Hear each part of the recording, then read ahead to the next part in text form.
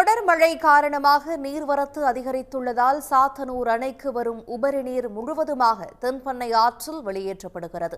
திருவண்ணாமலை மாவட்டம் சாத்தனூர் அணையின் நீர்பிடிப்பு பகுதிகளில் கடந்த சில நாட்களாக கனமழை பெய்து வருவதால் அணைக்கு வரும் நீரின் அளவு கிடுகிடுவென உயர்ந்தது. இதையடுத்து நேற்று காலை அணையில் இருந்து தென்பெண்ணை ஆற்றில் வினாடிக்கு 1,68,000 கன அடி தண்ணீர் வெளியேற்றப்பட்டது.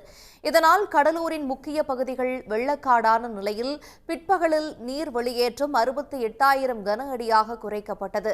இன்று காலை நிலவரப்படி அணைக்கு வினாடிக்கு 30,000 கன அடி தண்ணீர் வந்து கொண்டிருக்கிறது.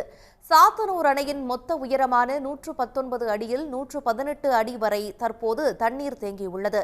இதையடுத்து அணையின் பாதுகாப்பு கருதி வினாடிக்கு 30,000 கன அடி உபரி நீர் முழுவதுமாக தென்பெண்ணை ஆற்றில் திறந்துவிடப்படுகிறது. அணையின் நீர்வரத்து மற்றும் வெளியேற்றத்தினை நீர்வளத்துறை அதிகாரிகள் தொடர்ந்து கண்காணித்து வருகின்றனர்.